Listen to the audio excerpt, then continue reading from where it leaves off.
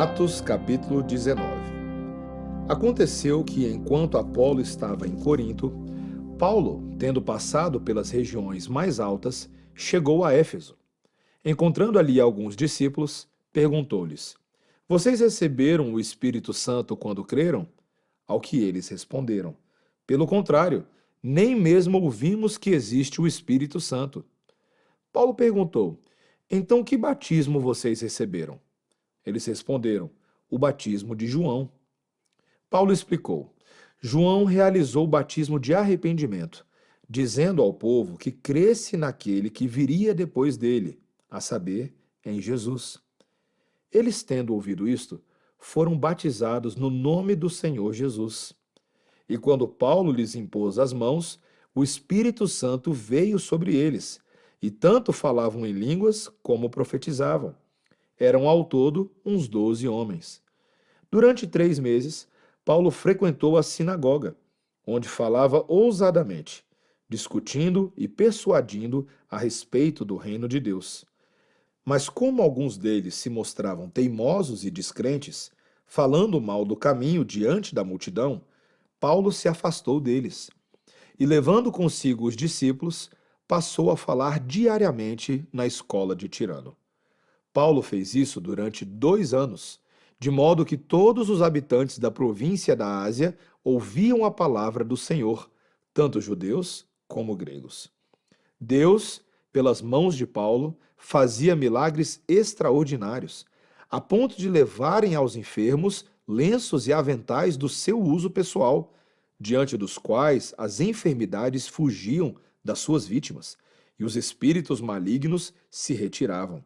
E alguns judeus, exorcistas ambulantes, tentaram invocar o nome do Senhor Jesus sobre pessoas possuídas de espíritos malignos, dizendo: Ordeno que saiam pelo poder de Jesus, a quem Paulo prega.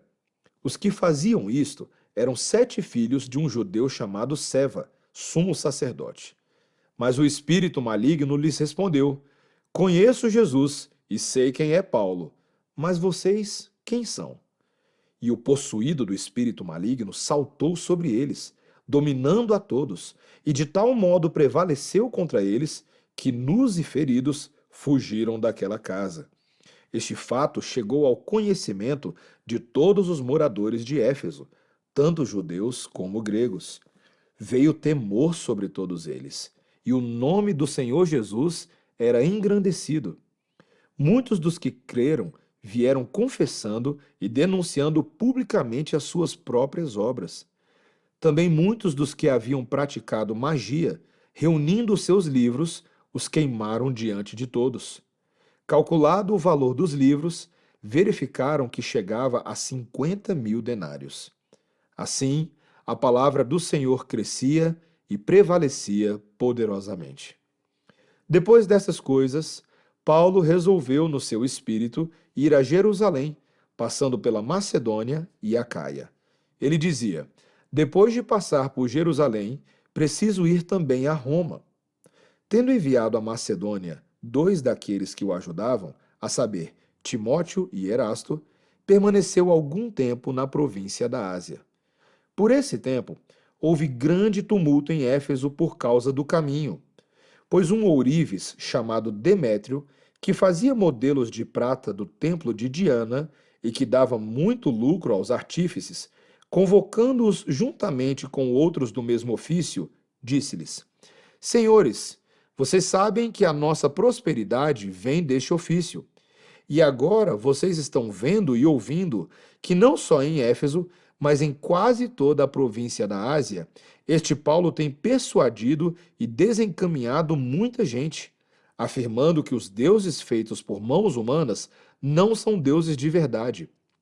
Não somente há o perigo de que o nosso negócio caia em descrédito, como também de que o próprio templo da grande deusa Diana seja considerado sem valor, e que até venha a ser destruída a majestade daquela que toda a província da Ásia e o mundo adoram. Ouvindo isto, ficaram furiosos e começaram a gritar: Grande é a Diana dos Efésios! A confusão se espalhou pela cidade, e todos juntos foram correndo para o teatro, arrastando consigo os macedônios Gaio e Aristarco, companheiros de Paulo. Quando Paulo quis apresentar-se ao povo, os discípulos não o permitiram. Também algumas autoridades da província, que eram amigos de Paulo, mandaram um recado, pedindo que ele não se arriscasse indo ao teatro. Uns, pois, gritavam de uma forma, outros de outra, porque a assembleia tinha virado uma confusão. E na sua maior parte nem sabiam por que motivo estavam reunidos. Então tiraram Alexandre do meio da multidão, e os judeus o empurraram para a frente. Este, acenando com a mão, queria falar ao povo. Quando, porém, reconheceram que ele era judeu, todos a uma voz gritaram durante quase 2 horas: Grande é a Diana dos Efésios! O escrivão da cidade, tendo apaziguado o povo, disse: Senhores Efésios, quem não sabe que a cidade de Éfeso é a guardiã do templo da grande Diana e da imagem que caiu do céu?